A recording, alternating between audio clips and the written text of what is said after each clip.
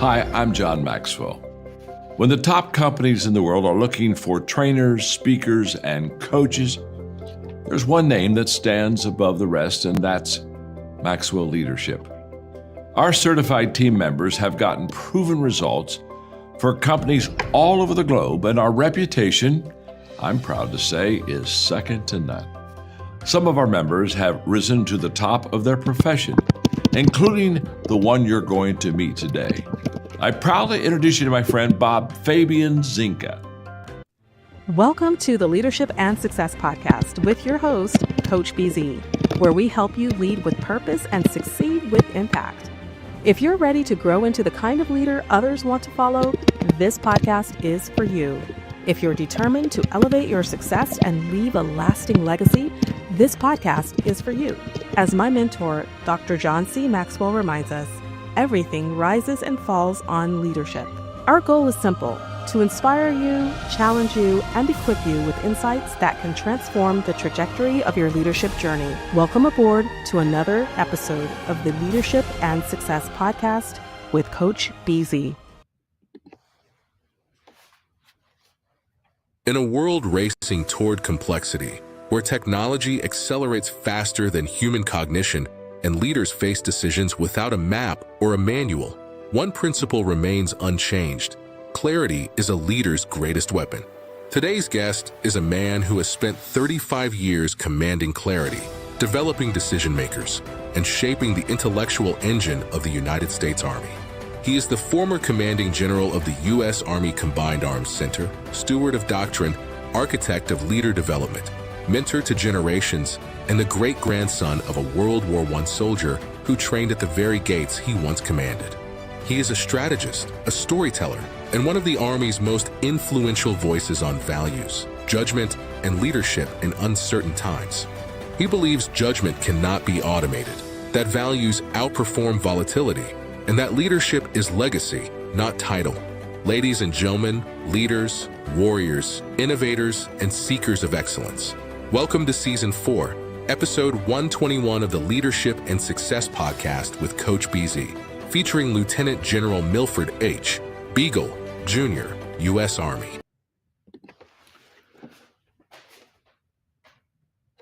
All right, ladies and gentlemen, this is a very special day on the Leadership and Success Podcast. We have a legend in the green room right now. But before we get started, let's do what we do as a custom, which is our moment of gratitude. So this is where we are asked to just take a moment, less than a minute, and we do this every single day to be grateful. And part of the reason why we do this is because 21 veterans commit suicide every single day in this country, unfortunately. And I truly believe it's impossible to be suicidal and grateful at the very same time. So if you would, maybe close your eyes, take a deep breath, and put yourself in your happy place and think about one thing that you are grateful for right now, today. And if you would type it in the comment as well. For me today, I am really grateful for people like the legend we're going to be talking to today, those who have gone before us, right? Because what I know, whatever success I've been able to achieve so far, I didn't get here on my own. I really stand on the shoulders of giants, people who have gone before me and who've been a trailblazer, people who have been the first in their kind to do or achieve whatever. And I use them as an example. And because they did it, I know I can do it too, especially when they look like me. So I am really, really, really grateful for that.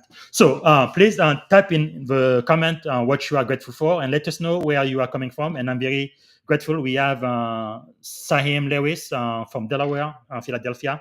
Thank you so much for being here, Sahim. And if you have a question for the general, please type it in the comment as well. And also hello to Rigel Lovell from Arlington, Virginia. Thank you so much for being here. Oh, we also have Brand Elverston from Bentonville, Arkansas. I know exactly where Arkansas is. I used to live in Tuscaloosa, Alabama, not too far. And also Trent Upton, who had the privilege to serve with and learn from the general, is the real deal. I absolutely agree. Today's going to be a great day. And again, for everyone watching, if you have a question, please type it in the comment and let us know what you are grateful for. So I don't think I'm going to try to introduce the general. You did get just a snippet of who he is, where he comes from. So ladies and gentlemen, without any further ado, please help me welcome the one and only, the man who doesn't need any introduction, Lieutenant General Milford Beagle. Oh, hold on. Here we go. All right. So that was my fake audience, sir. Welcome to the Leadership and Success Podcast, General. How are you doing today, sir? I'm doing great. You made me feel like I want to walk out on the stage right now. I'm totally fired up. That's awesome. I applaud you. Thank you, sir. I guess to get started, sir, what is one thing that you are grateful for today?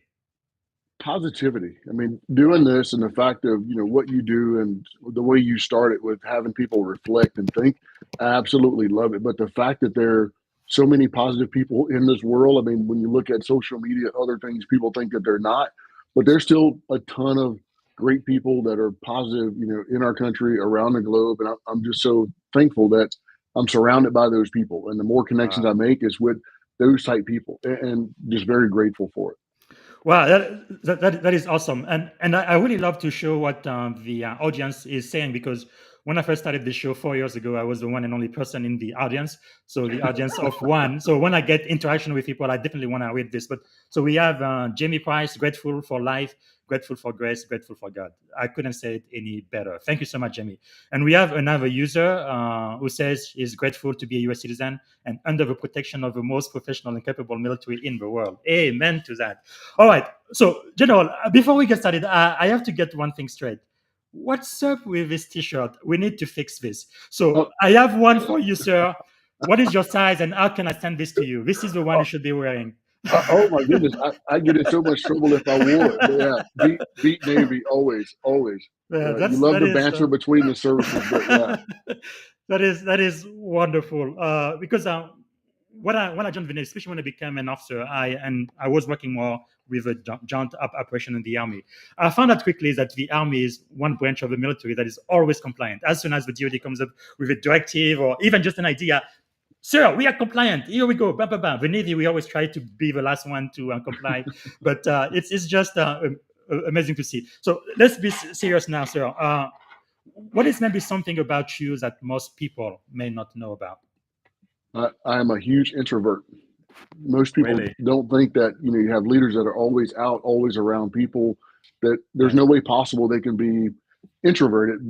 But typically most senior leaders, I mean, you go back and look at research, especially on the military side, a lot of your leaders are introverts, and not a bad thing, not a good thing, but it's just what people assume based on what they see, and that's not always very accurate. So most people will tell you, "Oh yeah, he's an extrovert, 100%." Totally the opposite. Wow, that is surprising. So I'm sure when you, because you are always upfront, sir, so I'm sure you just use a lot more energy to be present. And wow, that is amazing. Now, your story is quite fascinating. But before I ask my first question, let me ask you, sir, can you tell us just briefly kind of about your leadership journey, how you got to become a 3-star commanding general in the most powerful army in the world? Yeah, I'll try to find a story that encapsulates all of it very quickly, but it wasn't by design, at least in my mind. And just being around good people all of my life. I mean, grandparents, great grandparents, which I was very fortunate to have growing up, were all very helpful in just shaping me in terms of just how I am, who I am at my core, came from all of those people. But when I joined the Army, there was one person in particular that comes to mind always, which was my first battalion commander. And the difference with him and everybody else was we all went in to see the commander as new lieutenants, new officers to the unit. Yes. And when my turn came, I got 40 minutes with him, whereas my peers were in and out in about 5 minutes. Wow. And the one thing that I said that wasn't totally true was, he said, "What do you want to do in your career?" And I said, "I want to be a general officer." And I didn't know any better. I mean, my assumption was, that's what you expected to hear. I want to do great things and all that. But I really, didn't truly believe that. And he said, "You know what? Have a seat." And I'm like, I'm in trouble. So I sat down, and he said, "I'm not a general. I have no desire to be one, but let me tell you a few things that may help get you there." And so he had this 40-minute conversation with me, whereas my peers, as I pointed out, had only been in that office 5 minutes. We all kind of sat outside of his office waiting to go in and out.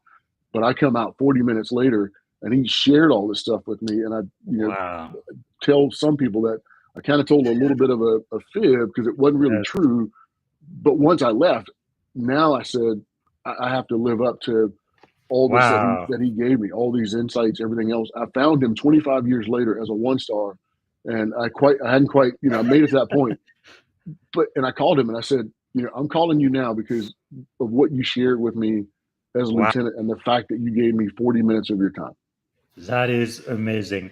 Again, that's another reason why I am really, really grateful for those who came before us, because I had a mentor just like that when I became an ensign. Actually, he had interviewed me for the Direct Commission program, and right then, just I knew I have to follow this man. So I asked him to be my mentor after I became an information professional officer. I must tell you, sir, the first meetings we had, in just like 30 minutes, he gave me a roadmap of exactly what I need to do to go from O1 to O4. And I followed that roadmap and it happened exactly like he said. So by the time I became a lieutenant commander in the Navy, I'm like, okay, what do I do next? I don't have a roadmap anymore. I don't where do I go? And by the time he had already retired as well, so I had to find myself another mentor. But yeah, mentorship, it's really impactful. Like Oprah Winfrey says, right?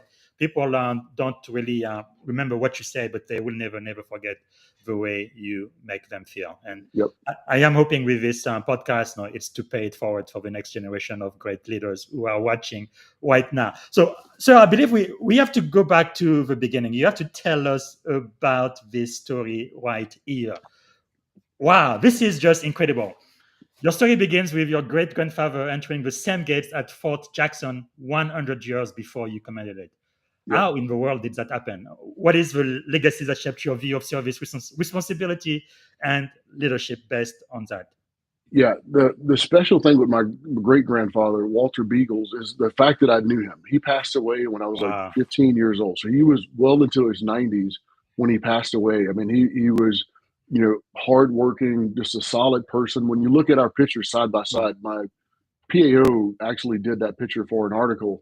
And I would joke and say, when I first saw him as a little kid, when the point I could recognize and understand that was my great grandfather, I said, "There's Yes. no way this could possibly be because he's a white man."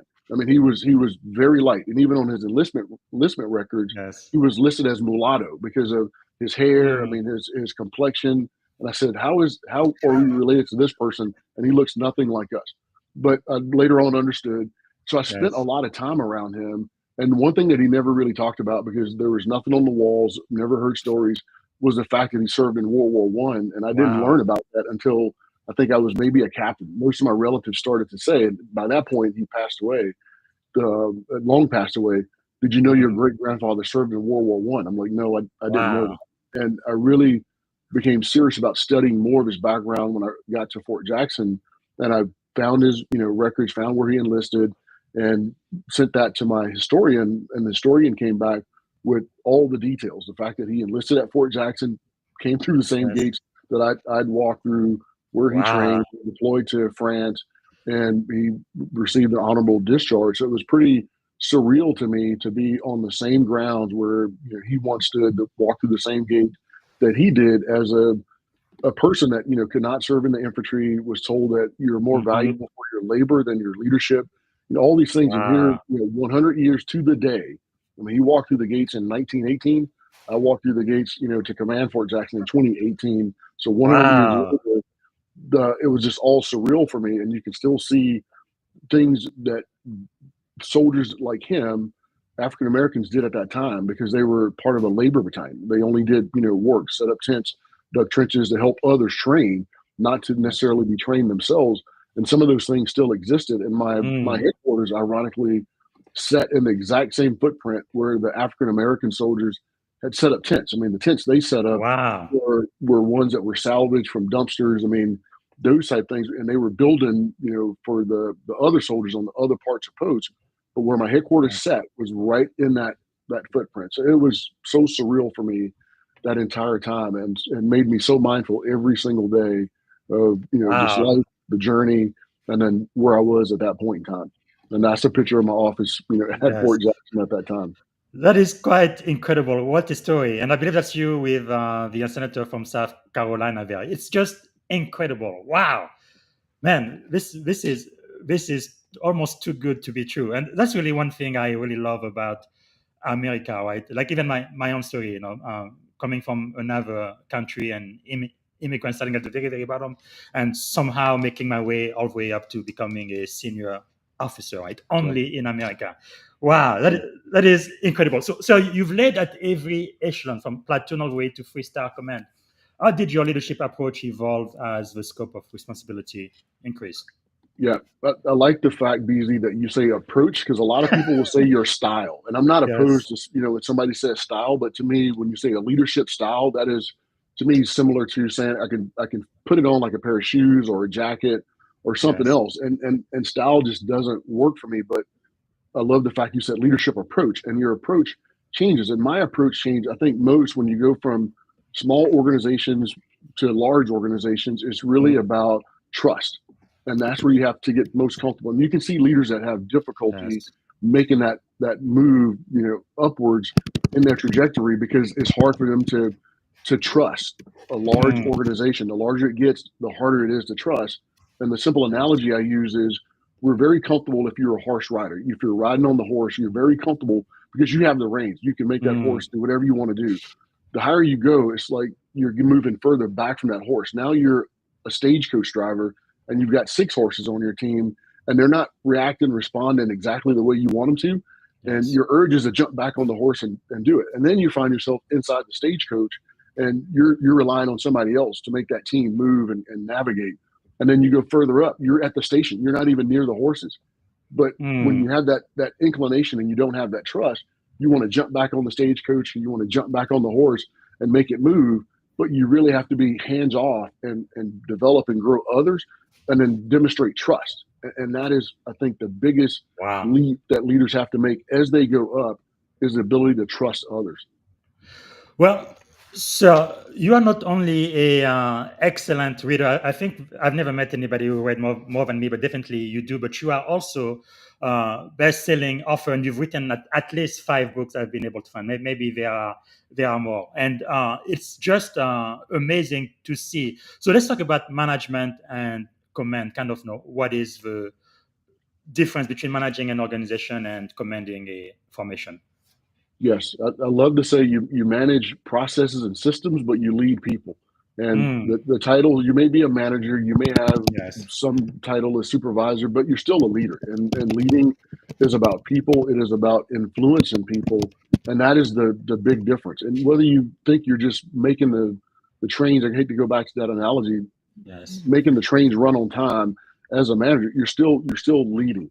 You're still, because it is about people at the end of the day, and leadership fundamentally is about influence. How do you influence others to make something happen? Whether it be a mission, whether it be filling an order or providing a service, it's that influence that you're providing to get others to accomplish whatever needs to be accomplished. And that is really the big difference, with me. Wow. And one of your best saying is command is temporary, but legacy is forever. For the junior officer listening right now, sir, how should young commanders think about building that legacy? Yeah. Now, this is not a Beagle original. It's from one of those other great books that I've read. And it was actually about a rugby team, the All Blacks. And the one thing that resonates with me so deeply from that book, he talks about being a good ancestor. And that resonates so deeply with me because we typically think about, I need to make an impact in my time, in my tenure, in this job, and then I move to the next one. But what you want to do is be a good ancestor. Think past your tenure. Think past your time in the seat. And when you look back, years later, the thing that you know is that you've been a seed planter. You planted seeds, and you're never going to reap the benefits of that harvest. Somebody else will. That's being a good ancestor. So I think when you look at your approach to leadership, the positions that you're in, the goal is you think deep. You're thinking deeper, and you're planting seeds for somebody else to reap that harvest. And first and foremost, leave knowing that you've done your best to be a good ancestor. Wow. General, we've had a lot more comments. Let's see. Shamley, we says, loves that Lieutenant story. Think many underestimate impact of mentorship for O1. Grateful for a Navy chief with this. Absolutely. And also, by the way, so Navy chiefs, to us chief are senior enlisted, E7, E8, E9. They've been mentoring me since I joined the Navy as an E1, and they kept doing that for some reason after I became an officer. I thought, hey, I am now above you on the org chart. But the truth is, no, I am not. And I had to learn from them. So they did it until I was an O4. So when I became a in '05 and then a commanding officer, I said, no, you are not going to stop mentoring me. Please keep mentoring me. You have to talk to me if I do something wrong. Please help me be a successful CEO. And they absolutely did. I mean, I owe everything to the chief. They are really the anchor that runs the Navy, not the senior officer, even the flag officer, who usually get all of the credit. But anyway, so we have Andrew Walker. He says, awesome. And we have Jamie Price, a piece of South Carolina history. That is so great. And another LinkedIn user who says, giving me goosebumps. I love it. Thank you so much for your feedback. Please keep letting us know. We want to know what would you tell today's cadet Beagles as he pins on his second lieutenant bar. Actually, I have a question similar to that later on, but why don't we answer that question now, sir? What would be your advice to junior officer Beagle?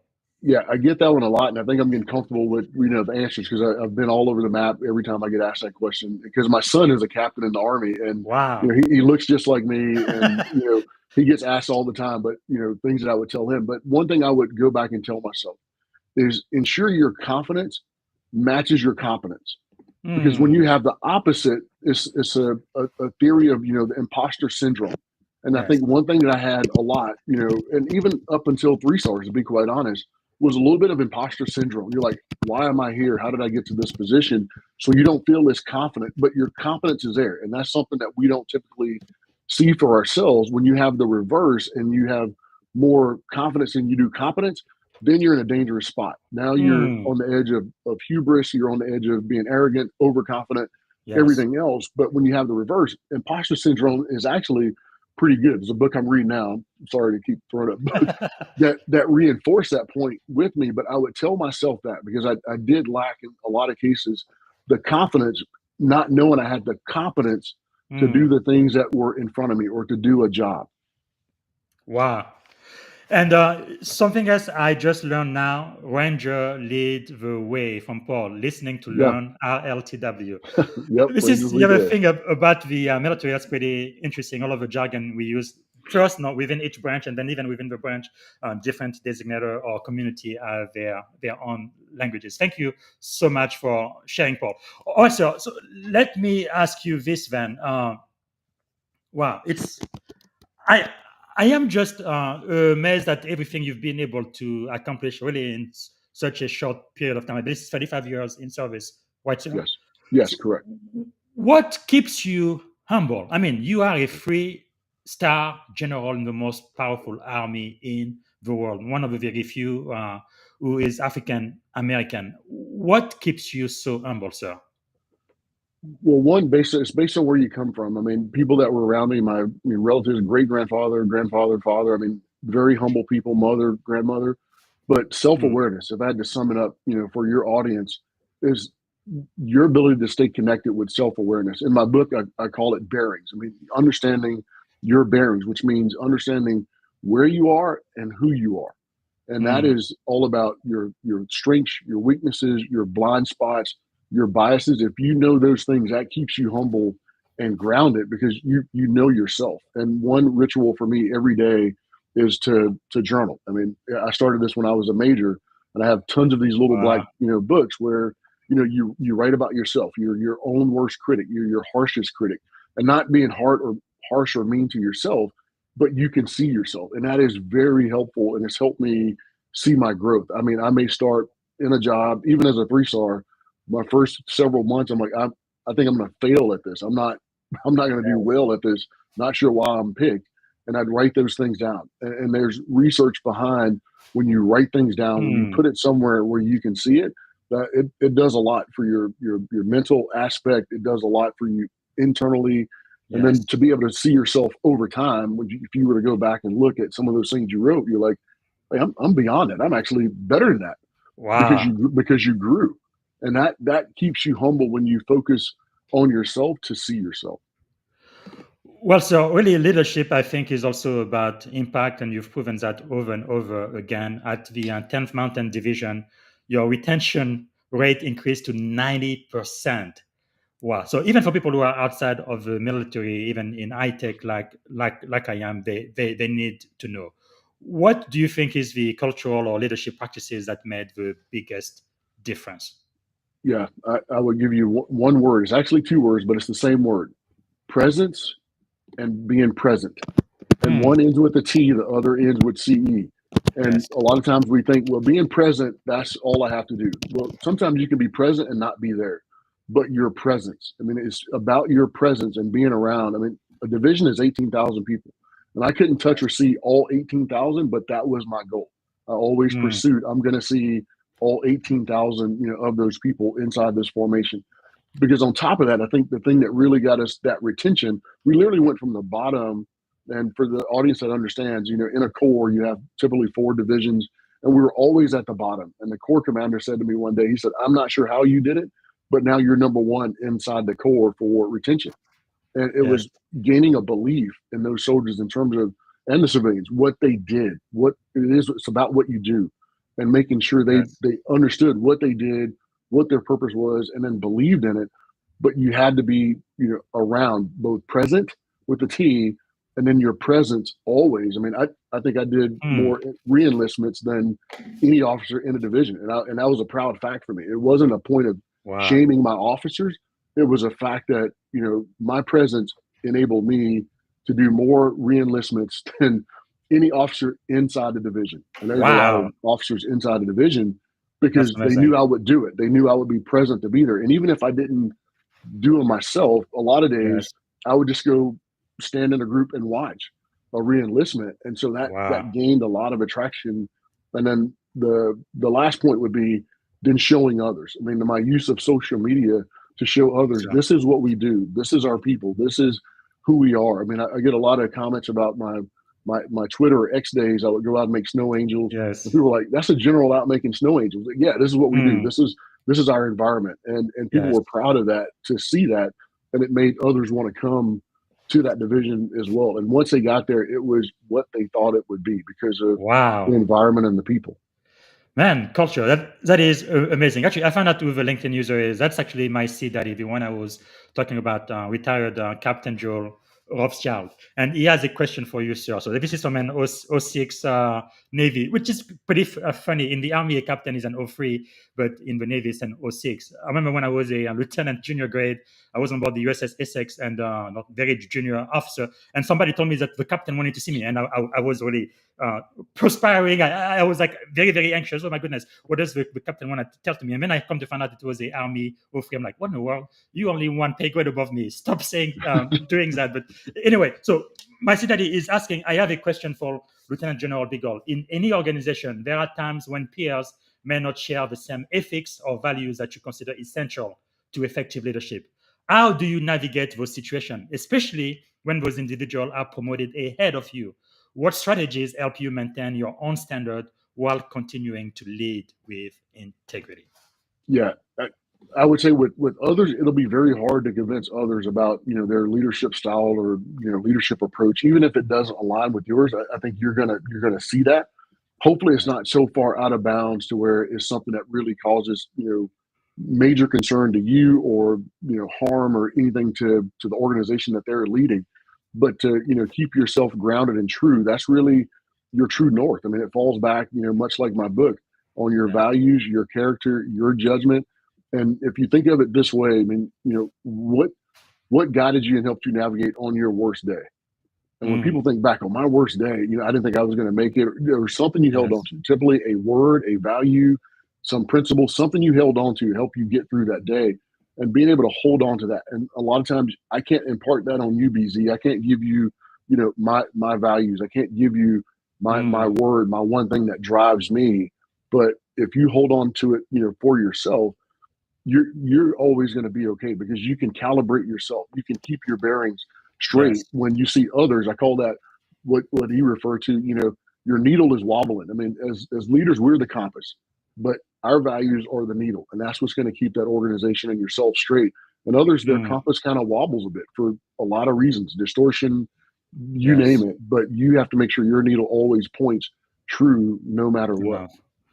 Well, actually, this is a great segue. Thanks so much, Captain Rothschild. And also, by the way, now that I am an 05, my daddy asked me to call him by his first name. I'm trying, but it's very, very difficult because It's hard. yes, Yep, I was it's hard. and E4, right, when I first met him. So I almost always says Captain, but sometimes I catch myself. I call him by Joel. It's kind of weird, but anyway. Respect. It is total. I do that as well. I have Yes. many people that have mentored me that I well outrank, and I still call them sir. And I say Yes. it's respect. It's all due to But respect. Joel, lots of love for you. Thank you so much. I would never be where I am today without you. So back to the book, When the Map Runs Out, instant best-selling and just published this year too. One question I have, sir, is when the map runs out, what does a leader rely on when the map truly ends? Yeah, it's those things that I put on the cover. I mean, it's your values, your ability to provide clarity, your judgment, your character. Mhm. That's what you're going to provide, because when the map runs out, which maps are your plans, your frameworks, your dashboards, those type things that we rely on, which are Yes. useful. They're good. I'm not anti-plan. I'm just pro-compass. That's generally what, because it's still going to fall on the person, the human, and the leader to provide that clarity. Most people, most organizations are okay when you don't have all the certainty in the world. I mean, you don't want to be that leader that has all the answers. That Mm. creates a bit of separation, because you have all the answers. And people are sometimes skeptical with that because you have all the answers, right? But Yes. when you can provide clarity, the ability to say, I don't know what I don't know. Here's what I do know, and here's what I think I can see. And others being able to connect with you from that point, you're going to gain a much clearer view of the way forward or whatever the challenge is. But Yes. you've got to be able to center that organization and give them that confidence to go, we can navigate this, because there's no map. We don't have a map. I mean, the road is forked, but the map is not going to tell us which fork in the road to take, type Mm. thing. But I think, based on my judgment, based on what we think, what we know, we should probably take this fork on the right. And most people are going to be okay with that, because you provided them a level of clarity, not necessarily certainty, but clarity that they were a part of. Wow, that is quite amazing. And one thing I have noticed, like me, I read a lot, but your book came both in hardcover and paperback at the same time. Normally, paperback doesn't come until much later. That's pretty amazing. I have a Wow, great publisher. wow, it's They incredible. hustled. They did a lot of work to pull it off. Wow, So I give a lot of credit to my publisher, who's a veteran. Also, we served in yes, Iraq together as young majors, and so he does that. He's a wow, great person, great human being, and he pulled off that's a amazing. magic trick. But the only thing is, you don't have an audio book yet. At least I haven't seen one. People like me, I love to use net time, right? Uh, where I am listening to a book while I am driving or working out or something like that. So hopefully the audiobook is coming soon. Well, I hope so. I've got to talk back to my publisher. I'm not so sure about my voice. So again, the imposter syndrome, right? When I listen Yes. to books, I love the voice. I mean, listening, I see on your shelf Colin Powell. I mean, hearing him read one of his books is Yeah. like just awesome. My voice, I'm Yes. not sure. So sometimes my voice is is so deep it could put people to sleep. So I'm worried about people Yes. driving, listening to my book, and I put them to sleep because of my my voice.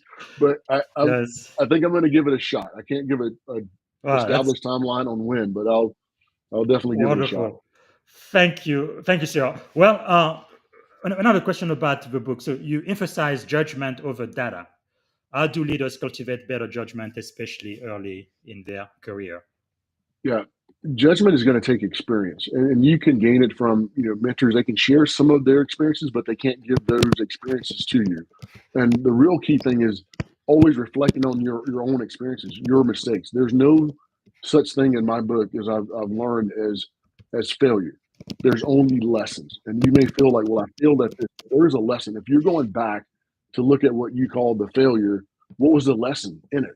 That's starting to Mm, build your experiences. That's now starting to build your ability to have better judgment.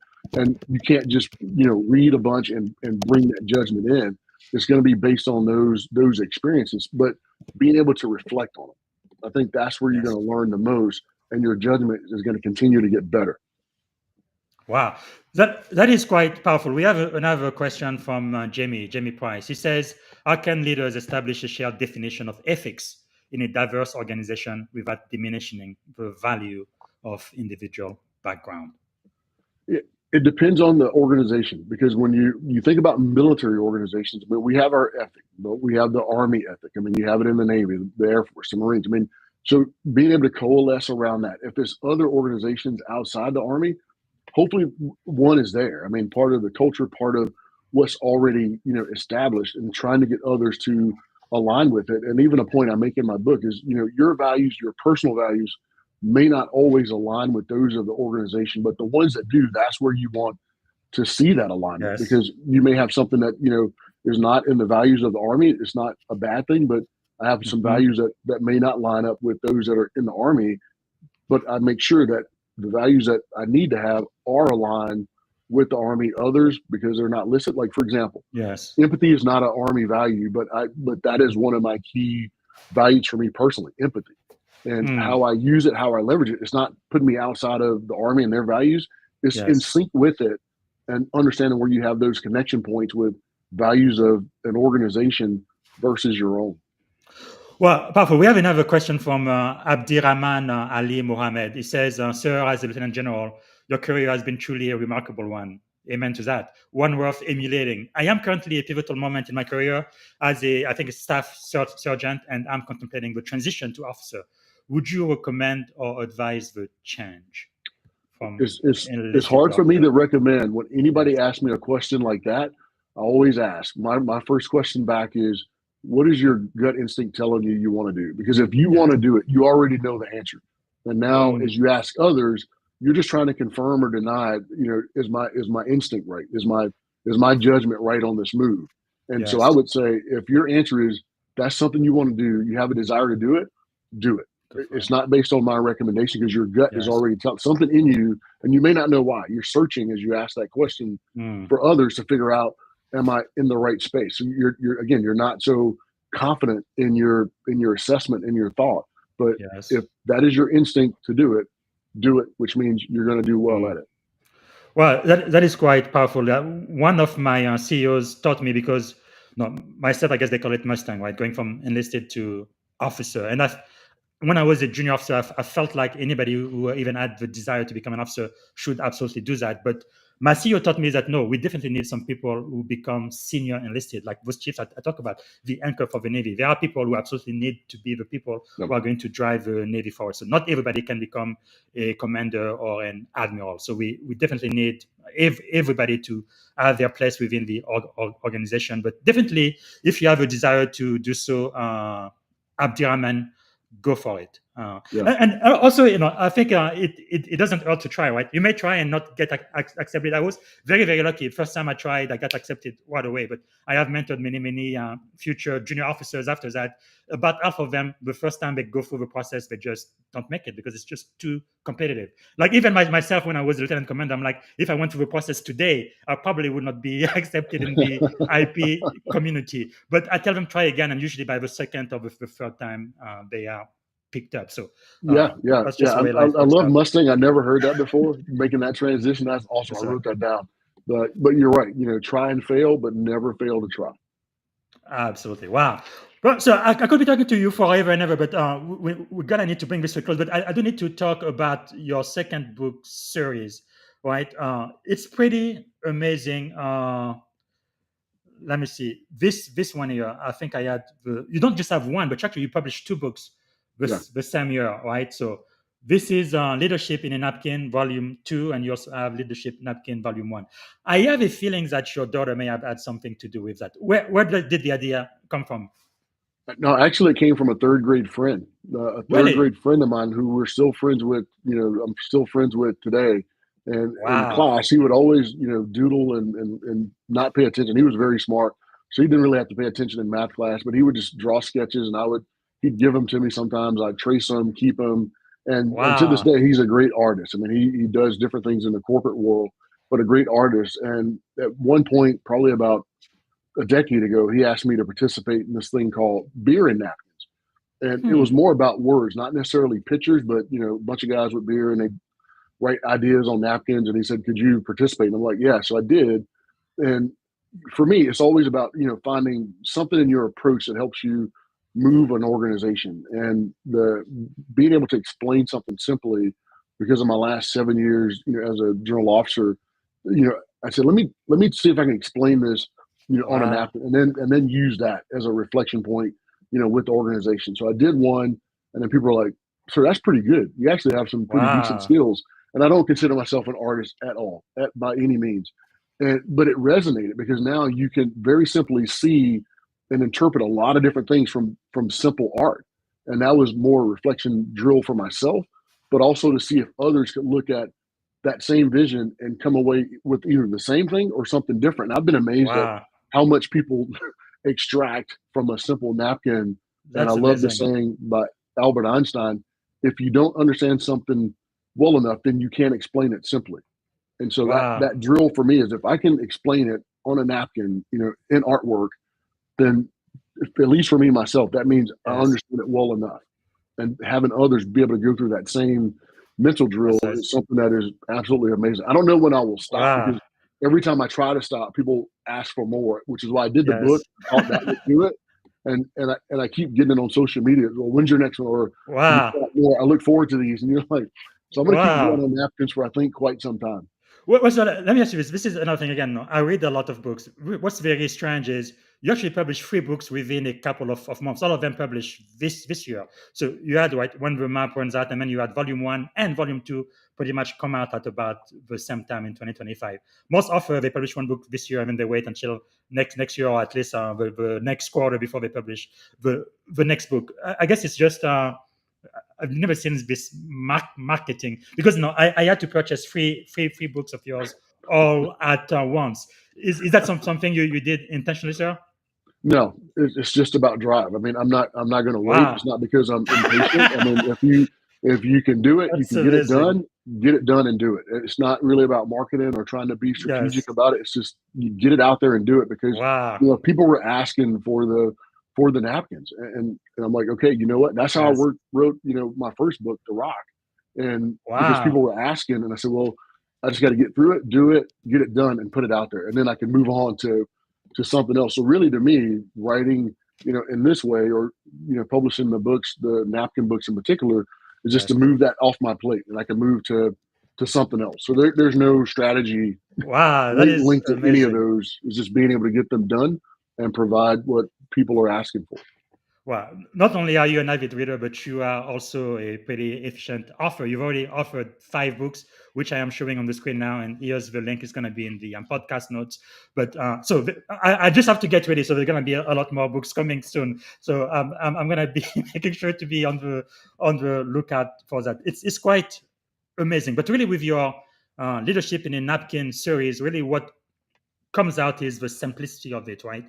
Leadership is really not that complicated. It's not simplistic, but it is quite simple. Reminding me of the great late General Colin Powell says, "Great leaders are great simplifier." So in your book series, again, leadership and a napkin, why does simplicity matter so much, especially at senior levels?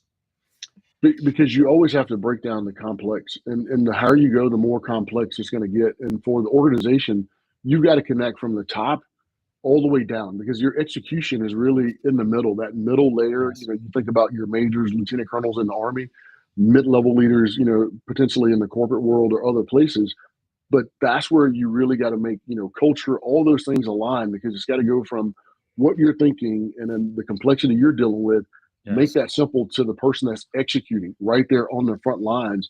And when you have very clean lines from the top to the bottom, and part Mm. of it is really going to be about making the complex simple, being able to explain it Wow. so that first line person understands. I don't need the big words. I don't need to Yes. see the complicated frameworks and maps for me to do what I need to do for this organization. And part of it as a leader is how you communicate that, and then how do you move that complexity or turn that complexity into simplicity and push that simplicity down. Wow. And by the way, Abdi Rahman is the one who asked about going from staff sergeant to officer. He says, "Thank you, General and Busy. I'm truly enjoying this talk." By the way, I've had several call signs. I believe yours is Big, sir. But Yeah. Busy is the one I like the most because, as you know, in the military, it also means Bravo Zulu. So Yep. I am not perfect, but I try to be a person of excellence, and I love it. All right. Man, we already running out of time. I have so many questions for you, sir. Let me ask you this. I think this is very important because in my experience, when it comes to leadership, many people you don't really tell them something they didn't know. All of the leadership principle, most people, they've already heard it before. But where the problem is, I think, where the rudder meets the road is they don't actually take action, right? They do not do it. So to me, really, action execution is everything. You don't really know something until you actually do it. It's in doing that you actually learn and know. So how can busy professional apply these sketches, all of the leadership principle immediately in their teams? What does it take for someone to not just be a hearer, but a doer, a practitioner of all of the leadership wisdom that you enlighten us with in all of your books? Yeah. So with my books, I like to view them as, protein for the practitioner. I mean, there's a lot of things that you would need to know, and they're great in all the books that you and I both read, and your audience reads. But then most people want, like, give me the how, and I want the how right now. And even that is very hard in parts. I mean, that's where you come up with frameworks and different type things and acronyms and all these type things that, are helpful, but you really can't apply them based on, the individual and where the individual sits. Yes. But if you lay things out in such a way that you can reflect on it, and that's one thing I think that, all leaders need to do is be able to reflect, whether you do it beginning of the day, end of the day, at some point, stop and just reflect on what did I do? What did I not do well? What mistake did I make? And whether it's in a journal like myself, or another part of my routine is, always being the first in, to the office. It's quiet. Nobody's going to bother me. Nobody's going to, send me an email. And that moment to reflect. And it could be 5 minutes. It could be 20 minutes, whatever you need, but just make time for yourself. It's like with money. Pay yourself first. And when it comes to time, give yourself some time, because as a leader, you're going to give the rest of it to everybody else, your family, your coworkers, your peers. You're giving away that time. But if you don't carve out just a fraction of that for yourself every day, it's just going to make it hard to make yourself better and improve. Wow. Thank you so much for sharing that, sir. I do have to ask you about diversity. I think it would be almost malpractice if I didn't. As one of the Army's senior African-American general, what message do you have for young leaders who don't yet see themselves represented at the top, especially in the times we are living right now in the US, where it seems like the general trend is to really get rid of diversity, equity, and inclusion and belonging? What would you say to a minority enlisted or junior officer who doesn't see much representation at the top right now? Yeah, two things. And one, I can definitely say now that I'm retired, I mean, I am still a firm believer in diversity is our strength. I mean, in all of our services. I mean, and in our country writ large. I mean, you look at what we do, what we've accomplished, it's because of that diversity. I mean, different mindsets, different backgrounds, different, skin colors, different genders, all that coming together. I mean, that is power. And one quote I would always write on my whiteboard, any office I ever had, was many hands, many minds, one goal. I mean, that's diversity, and you're leveraging all that. But other countries, you don't always see that. And you look at us compared to them, whether it be what we do financially, what we do militarily, diplomatically. I mean, those things matter a great deal. But for those leaders that don't see it, and I think it's hard now to say they haven't seen it. Where I'm looking on your bookshelf and I see Colin Powell's picture, or one of the great, female leaders or in history. If you can see it, then you can believe it. And if you can believe it, you can be it. And that should drive, anybody, whether they physically see that person or they can read about them or understand their journey, is like, that's doable. And you can apply that to yourself, because if they did it, 9 out of 10, probably 10 out of 10, you can do it as well.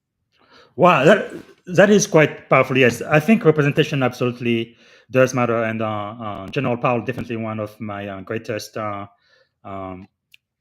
mentor and role model. Even before I met him in 2015, I think was the first time we ever met. Again, he had written a book, My American Journey, and he was able to mentor me through that. And just by looking at it, I was like, okay, if this black man can become a 4-star general, the most powerful army in the world, I think I can make ensign, right? I think it is possible, right? It may not happen, but it is possible. So we do have because of belief, because it gave you a belief, and I think that's what we sometimes fail to understand. If I can believe it, then I can do it. You just have to believe, right? Wow, powerful. Now, I believe IPB in the Army, I think that stands for the Intelligence Preparation the of the battlefield. battlefield. I Yep. think that's what it stands for. She says Army IPB is the best and curious. So she's curious to see if you see any transfers to civilian space. Yeah.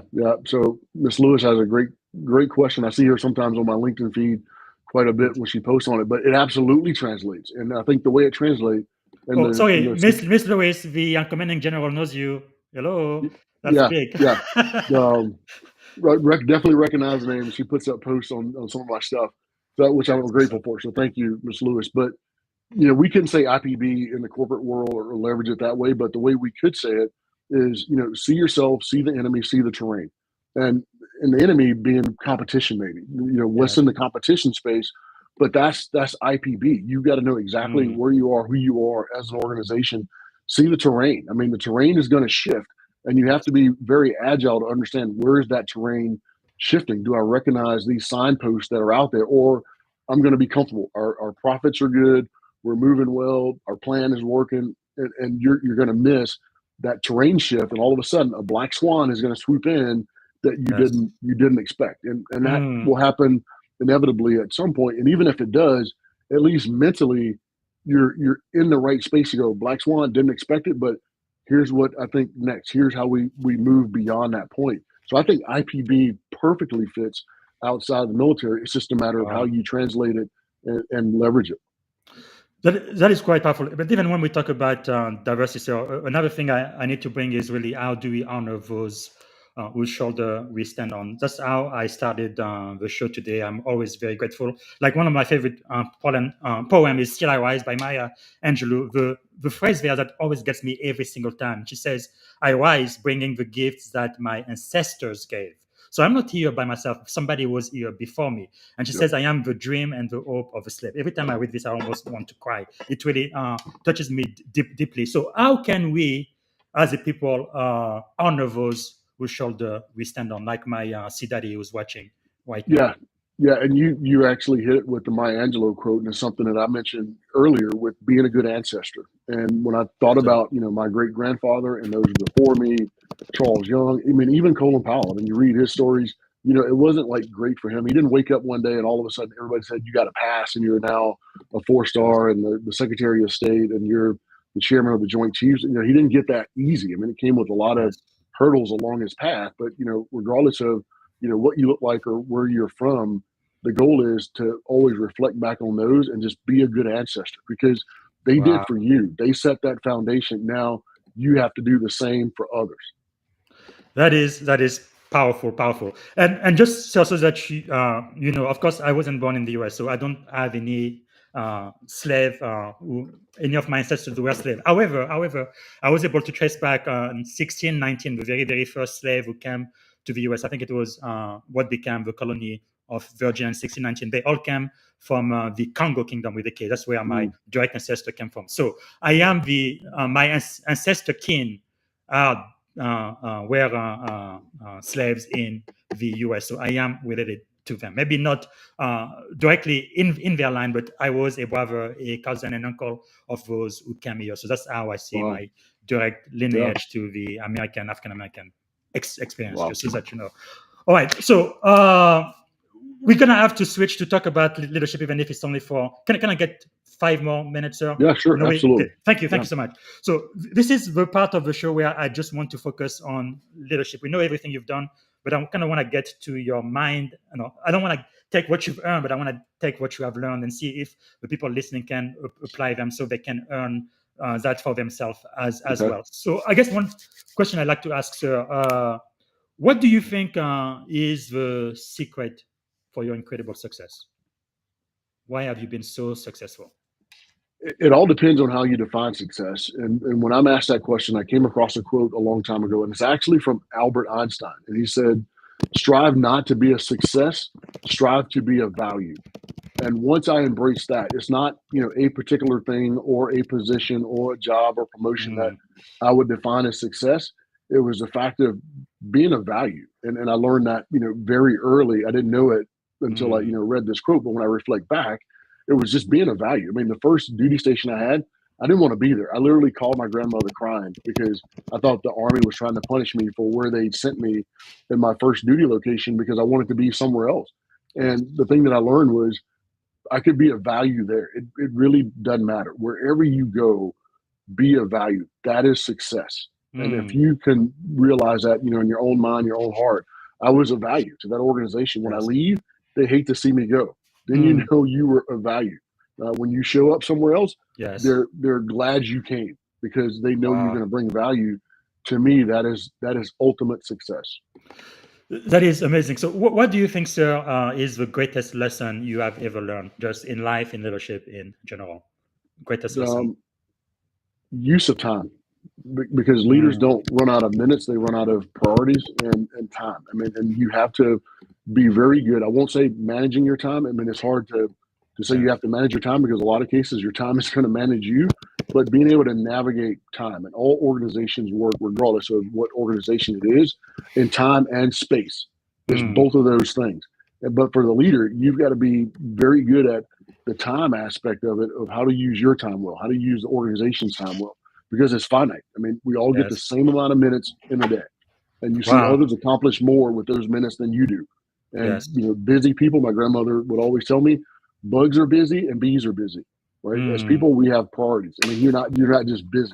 And when you look up the definition of busy, all it says is having a lot to do. We all have a lot to do, but that's going to distinguish you from others because you know how to prioritize. You know how to do things in such a way that you're mindful, you're respectful of time. Because you can't get it back. I mean, unlike anything else, you're not going to get it back. And you can't repay people for time. So to me, the biggest lesson was the respect and the understanding of time. That is so powerful. You just reminded me to add another book to my bookshelf. It's called The Other 8 Hours. Right? Most people sleep 8 hours, they work 8 hours. And this author was saying what really makes a difference between success and failure is what do you do with the remaining 8 hours every single day. That is quite powerful. Let me ask you, I got to get that book. I got to get that book. Yes, I actually I'm gonna add it to your bookshelf, which has more than 65 books now, which is incredible. Wow. Another question I have for you, sir. What do you think is the greatest leadership advice you have ever received? The greatest and the simplest leadership advice was actually from my father-in-law, who's a retired command sergeant major, and many in the Army and probably in other services have heard it as well. But take care of your soldiers, and they will take care of you. And that is so true. That is so true. That if that is your first priority, your first principle, if I take care of my people, they're going to take care of me. Because we're typically worried about, taking care of ourselves, getting an advancement, getting a promotion. We're trying to do those things ourselves. Your people will get you that. Your people will put you in a position to get that recognition, to get those awards whenever we're pinned an award like you and I have on our uniforms. They're not ours. Somebody put us in that position to get those, but take care of your people first and they will take care of you and everything else will take care of itself. That's really the essence of leadership. Like we said in the Navy, mission first, but people always. Yep. Wow. That is wonderful. Brent says, always a privilege listening to the Lieutenant General. That is correct. So Brand is a great friend as well. I was on his podcast, so I'm very appreciative that he listened to your podcast. He's heard me once already. So I'm surprised he came back for more. So Brand, thank you so much. Well, Brent, it looks like the General has just told you to be a guest on my podcast soon. I'm going to be reaching out to you soon. That's wonderful. You get him. You're going to get he's got dual experience in the Army and then in the corporate world over like 2 decades in corporate. So he's phenomenal. Yeah, because I really love that because sometimes military folks, they do have trouble transitioning from the military to the industry. It's not an easy transition. But let me ask you, sir, as a leader, what are you learning now? I know you always say leaders are learners and leaders are readers, but what are you learning these days? Yeah, a lot of things I didn't have to worry about in the Army. I mean, at the tail end, yes, but now AI, and I'm not trying to make myself an AI guru. I'm not trying to make myself a data scientist or analyst, but you have to learn it, understand it. Money, believe it or not. For 35 years, I don't know how much I got paid. My wife always knew how I got paid. I just did the work and she spent the money. But understanding money better. I mean, that aspect of life, and then business. I mean, how business, corporate world, I mean, how all of that works, because it's a different pace. It's a different set of values. It's a different philosophy. So those are things that I'm deeply trying to accelerate my learning in now, because I'm in that space. It's kind of like jumping into the deep end of the pool and you just got to start swimming. So, I mean, there's a lot. Wow. Well, one quote you have said, sir, quite popular. You've said that the speed of warfare is outpacing human cognition. How should leaders prepare for this new reality? This came back to me when you mentioned AI. Yeah, yeah. So that quote actually came from John Antal, and he wrote a book based on Really? Russia, Ukraine, about the 7 seconds to die was the title of his book. But the speed of warfare, it is Yes. outpacing human cognition. But the thing we'd have to do is accelerate our own learning, in that Mm, space. To my point about, I don't want to be an AI guru, but I need to know it and understand it, because things are outpacing human cognition. When you think about our organizations, yes. they're becoming more complex. Our processes and systems are becoming more complex. Now we have to focus on the human. How do we get the human ahead of those things? Because we always were ahead of those things and pulling them to us. Yes. Now there's things that are getting ahead of us. So we have to accelerate our learning to understand how to better use those things, because they're all developed for the human anyway, for our cognition to Yes. augment those things that require human cognition. So we need to understand them better in order Mm, to do that, because they have pitfalls and blind spots as well. I mean, as great as yes, AI sir. is and large language models, I mean, they don't have reasoning, they don't have Hmm. judgment, Yeah. they don't have values. That's what the human brings to the table. So we need to have the Wow. advantage of knowing how to use those tools to help augment us in things that we need to do. And so, just that you know, we are 2 minutes over the time you allowed me, but thank you for giving us a bit more time. I think I can get this plan down in the next 8 minutes or so. But I do have to ask you something else that you talk a lot about is distinguishing between data informed and data driven. So, what's the danger of allowing data to dominate leadership? Yeah, you're leading blind, I think, and I think you're making decisions in the blind, because when data just pops out, you rest all of your judgment on that. It could lead you down a bad path, because you've not Mm, layered in judgment, you've not layered in values and clarity with regard to what is that data really telling you. I give an example very quick.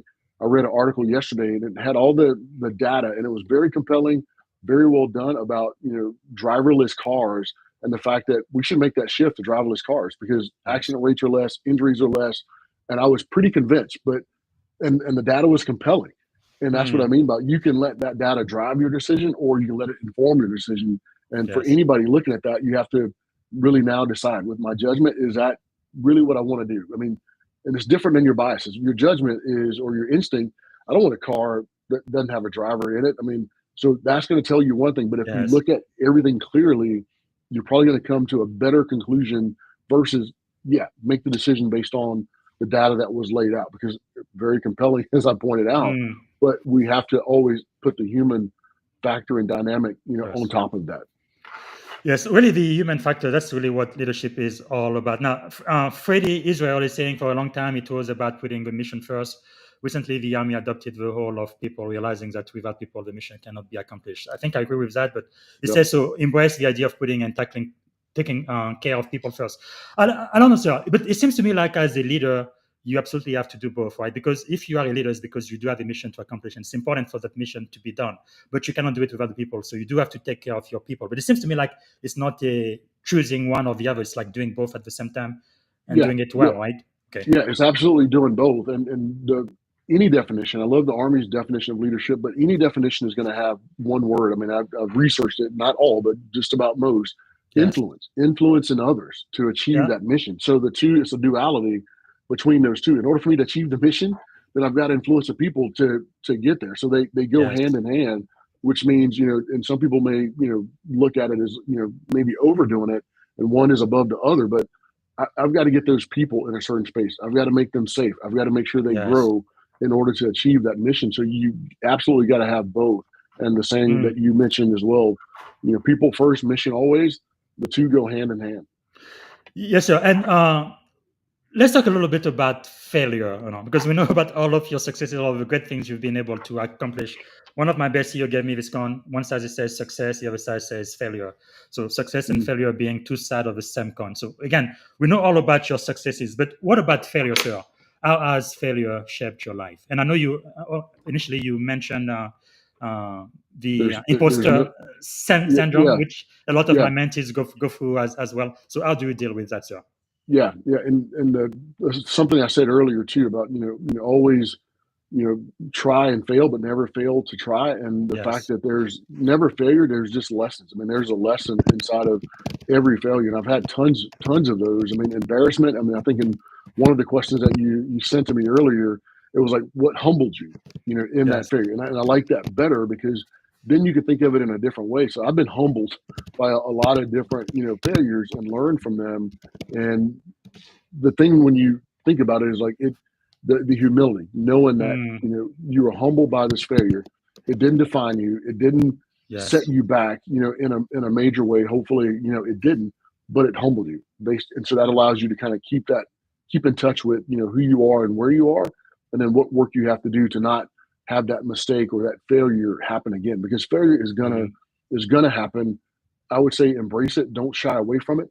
And I would tell young leaders, don't go into things approaching it trying not to fail. You're going to fail more. I mean, every young officer that I ever had, I would tell them very upfront in their counseling is, do not come in this job and try not to fail. You're going to fail worse, because it's just going to happen. Embrace it, let it happen. I will underwrite your failures, and hopefully you're around leaders that will underwrite your failures, because they realize you're learning from those. And as long as you learn and you don't make, I hate to say, don't make the same mistake twice. I mean, sometimes you'll do that too. At least don't make it 3 times, and you're learning, you're growing. Wow. So really, failure is part of learning. That is so powerful. Who are some of the people that you know, sir, that we should know? Some of the thought leaders or mentors, people that you are reading right now that we should follow? Yeah, I mean, there's a lot. It's hard to nail it down to 3, but I mean, doing podcasts. I mean, I've done more podcasts than I've ever done, in my life in the last several months. I mean, but like, follow you, Cal Walters. I mean, I did a podcast called Intentional Leader, but these are younger leaders that are connecting across multiple, venues with regard to military leaders, corporate leaders, and then they're bringing it back to young leaders to where they can digest it and use it. Again, it's protein. For the practitioners, I mean, that's what you guys are bringing to your audience. And then there's great books. So Angus Fletcher is an awesome author. His latest book is Primal Intelligence, and we're more intelligent than we think. And I think that's the subtitle of his book, Primal Intelligence, is smart. You're smarter than you think. Juliet Funt. I mean, her book, A Minute to Think. I mean, it talks about time. I mean, her whole thing is all about, time. And those would be just a short list that I would, give you for right now. Very good. And for those, all of the book, the general as mentioned are on this bookshelf, and I will send you. Here's a Primal Intelligence by Angus Fletcher. And I'm trying to get Angus on the podcast too. Hopefully that's gonna happen soon. Thank you so much for. So let me ask you, if you could have dinner with 3 people, they could be alive, dead, or even mythical figures, who would you choose and why? Jesus, Martin Luther King, and General Marshall. Okay, you have to say something about General Marshall. General Marshall, and most people say, General Patton, General Powell, and you gave me a short list. But when I look at some of these leaders and you think about, what they did, we think about them in wartime. We think about those things they did as leaders, in combat situations. But when you peel it back, you realize certain things, just like with Colin Powell, about their values, about, things that they held true to them that really got them to where they were, that you don't see because it's clouded in all of the pomp and circumstance of things that are written about them and then different, events, in their life. Martin Luther King, he was a great strategist in my mind. Most view him as a great orator, but I mean, the strategic mind he had to have to navigate the space that he was in, during the civil rights movement, everything else was about strategies. I mean, I would love to talk to him about that. And I view Jesus as like the ultimate servant, leader. There's a great book called The Servant. And when you read the Bible and things associated with the Bible, is like, what is servant leadership really about? And it is identifying and meeting the needs of others. Wow.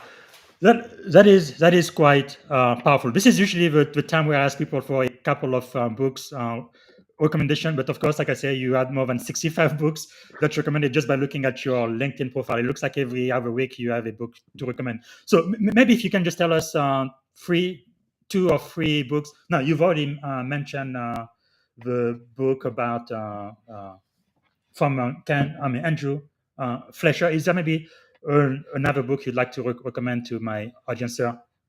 Yeah, I would say ones that are not on there. I don't think it's on that list. But The Servant, I mentioned that it is a Yes. great book because there's a lot of talk about servant leadership, and I think this Mhm. author, among many, and I can't think of his name off the top of my head, Okay, but I will it's a look for it. unique title, The Servant, and he talks Yes. about servant leadership. The second one would be Crucial Conversations, which I think is actually on that. But then, how do you Yes. communicate? And I think that's where our younger leaders and leaders have difficulty is having conversations that they're not comfortable with. And Mm. we title those conversations the same. It's Yes. uncomfortable, it's difficult, it's a hard conversation. There's in my book, and based on reading that book, there's no such thing. It's just crucial, a crucial Mm. conversation. And crucial conversations are going to have three ingredients: high stakes, varying opinions, and emotions. And if you Yes. know what conversation you're going to have before you have it, it makes that conversation much better. And then the last book would be Leadership and Self-Deception. Mm. That book is great because sometimes we're leading and we think we're leading well, but we're actually deceiving ourselves because there's something hidden that we haven't recognized in our leadership. So Leadership and Mm. Self-Deception is a great book that I always keep close by on my shelf to reference points, Wow. and then just to remind me: am I deceiving myself? Do I think I'm a good leader? Do I Yes. think I'm a great leader? Or am I Mm. deceiving myself? Because if I'm deceiving myself, I'm deceiving those that I'm leading as well. Wow, that is powerful. Thank you so much, sir. And those three books are going to be added to your bookshelf at the end of this podcast. And you also made me think of something, sir. I think there is you have to be very careful when you become a good leader because you can easily fall into manipulation. Like my primary mentor, John Maxwell, I think is the one who made it famous. Leadership is influence, nothing more and nothing less. But if you are not careful, sometimes you may be able to manipulate people into serving yourself instead of doing what's Yeah. best for the organization. Okay. Right. Okay. We are. I need to land this plan. So give me 2 minutes. I think we can do it. If you had one day and only one day to live, sir, what would you have liked your final contribution to be? Uh, I'll just use my purpose statement. I had a course where we had to write purpose statements, and it was very hard to do. I did it probably over 2 decades ago, and Mm. if you could do it in 11 words, 10 or 11 words, that became your purpose statement. And so it took me years to like really refine it. And my purpose statement is to live my life in such a way that it inspires others. Wow. And so even if it was my last day on earth, if I've lived a life that has inspired others, then I'm okay. But that to me is how I would sum myself up: is I've lived a life that has inspired others. It's not just in the military; it's just in Wow. everything that you do, and that forces you to be very mindful, not walk on eggshells. But if I could do something that inspires somebody else, Yes. that is a great purpose Wow. to have in Well my done. mind. And if you had a magic wand, sir, and you could solve any problem, what is one problem you would like to solve tomorrow morning? Make negativity go away. Yes. Make it Yes. disappear. Colin Powell said it best: optimism is a force multiplier. But I would Yes, add indeed. positivity with that. Make Yes. negativity go away. Powerful. Okay. How can we add value back to you, sir? One, you have already, BZ. I mean, just having these conversations and sharing. And I won't say or claim to be the greatest leader or the best leader. There's many others out there, but at least to be able to share what you know and give that back. So I appreciate that. If Yes. there's people that are out there that know of keynote events or events that they would like to see me come to, that's my space now, because it truly is Yes. about translating service into value. And I've got 35 years of service. My goal now with writing books, doing keynotes, helping other organizations develop their leader development programs and figure out where their organization is, that puts me in my happy place. That is what I want Wow. to do and what I want to share. And so the second half of my life is, if I can do Yes. that outside of the Army, then there are those that can connect me with the right people. That I would appreciate any help in that space. Thank you, sir. So we are about to land this plan. Before I ask you the last set of questions, is there a question I should have asked you, sir, that I didn't get to ask? Any question you wanted to answer on this podcast? No, you have a lot. You've asked a lot. We've covered a lot of ground. Yes, Right sir. now, I can't think of a single thing that I don't think you did Okay. ask. But you did. You know what? You did it in a green room, and it was about marriage. And my Yes. wife, my lovely bride, and I, we've been Yes, married yes, yes. 34 years. And you asked me 34 you years. asked me a question Yes. then, and you said, "What's the secret?" And I don't. Everybody has their own secret.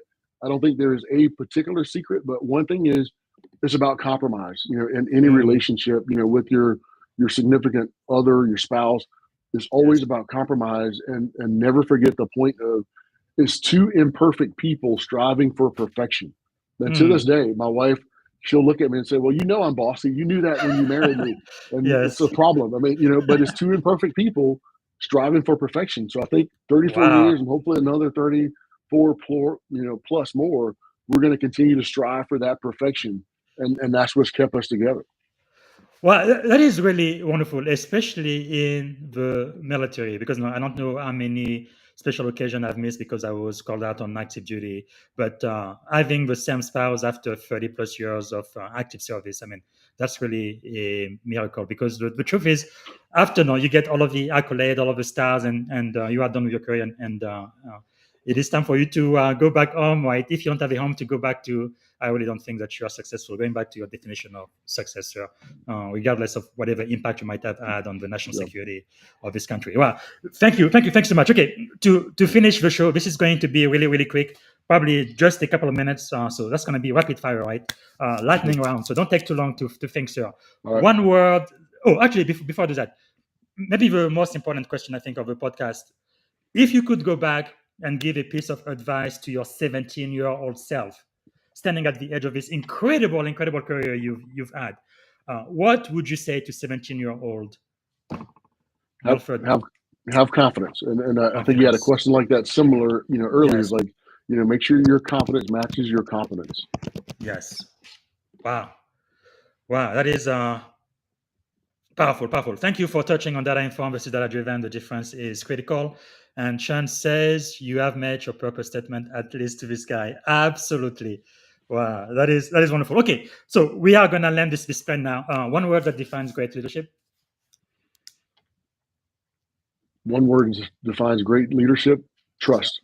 Trust. Okay. Morning routine or practice that keeps you grounded. Yoga. A book or a quote that changed your life.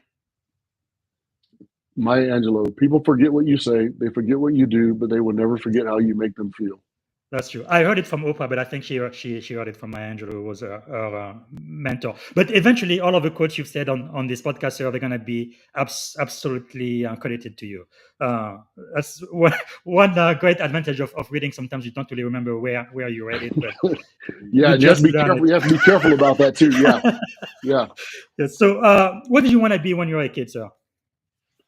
I wanted to be like my dad. My dad was a truck driver, so he drove 18-wheelers. I wanted to be just like my dad. Yep. Okay, you've definitely done something different. 3 adjectives describing you as a child. Quiet. It's hard to say quiet and rowdy, but I was rowdy as an individual with myself. And one more. Reflective. As an adult. Even as a kid. As an adult, 2 are the same: quiet, reflective, more emboldened. It might not be the right fit for it, but I feel more comfortable with taking risk. And inspirational definitely will be at the top of my list. Okay, who inspires you most today, sir? Oh, man. I would still go back to my relatives, my grandfather, my father, still inspirations. They're long gone, but still inspirations to me to this day. Powerful. And the very, very last question of the show, and this is it. What is one word that describe or represent our shared experience on this podcast today? One word. Impactful. Thank you so much, sir. And I am so grateful. All right. Sorry, we went over actually by 20 minutes. I said it would be only 10, but you have so much to teach us. We should have you back on the show. But the way you are writing books, sir, we should have you back here very soon. But thank you. Thanks a million. It's really a great honor and a privilege. Thank you for being one of our master teachers today. No, thank you so much. And to your audience, I really appreciate them and their time. And thank you for your time and for what you do. What you do is such a great thing. I have so much respect for all you podcasters out there, and it's just great to give back, and that is purely what it is, giving back to others. Thank you, sir. Thank you. That. Right. Well, ladies and gentlemen, that was the one and only, the man who needs no introduction, Lieutenant General Milford Beagle Jr. Legendary strategist, 3-star soldier scholar, serial best-selling author, and there's going to be more books coming out soon, so I need to get prepared. But please go ahead and purchase this book at least when the map runs out. Values, clarity, and judgment in a certain time. Everybody needs to get a copy of this book. And then I think you should also look into this book in the series, Leadership in Napkin. Volume 1 and 2 came out this year as well. And follow the general on LinkedIn. So to end the show, as all of you know, every year around Thanksgiving for the last four years now, I do what I call a 21-day gratitude challenge. And I believe today is day number 6, if I am not mistaken. No, actually, today is day number 7. Wow. It's already been 7 days since Thanksgiving. So what I do is every day I am grateful for something. That's the challenge. And I have to create a post on LinkedIn to let everybody know what I am grateful for. And then the second requirement is I have to choose somebody in my network who is going to be able to go out there and do the same thing. So what we are going to do, I am going to share my screen and we're going to find out who is the person on my network who is going to be challenged today. So what I have this wheel of so I am going to randomly click on the wheel and let's see who's going to be a part of our 21 Leadership Day Challenge today for day number 7. So it looks like it's going to be Alfonso Ramos. Oh, he's a general manager CVS Health Company. And I connect 2021. So Alfonso, today, like I say, I am grateful for all of the people who have come before me, shoulder I stand on. And I am right now challenging you, Alfonso, to accept this 21-day challenge. If you accept it, that means starting today for the next 21 days, every single day you're going to be grateful for something on LinkedIn. And then every day you're going to select somebody out of your connection. It looks like you have 1,235 followers right now on LinkedIn. I want you to select one person every single day for the next 21 days to accept this challenge too. So I hope you are going to say yes to it. So this is it for today, everyone. And thanks a million for watching. I'm going to be back here again tomorrow. And tomorrow I will have the pleasure of speaking with Janet Fowdy. She was the chairman CEO for Deloitte, and she's written a book, Arrive in 5, best-selling book. She's going to be here with us tomorrow morning. So thanks again for watching, and until tomorrow, have a wonderful day. Thank you for tuning in to the Leadership and Success Podcast with your host, Coach BZ. If today's episode added value to your leadership journey, be sure to subscribe, share, and join us again for more wisdom nuggets on how to lead better and achieve greater success. Remember, leadership is the most critical skill of our time. The world will always need leaders to inspire others, drive innovation, and execute meaningful strategy. So why not count yourself among the bold leaders shaping the 21st century? Until next time, stay inspired, stay committed, and keep leading with excellence.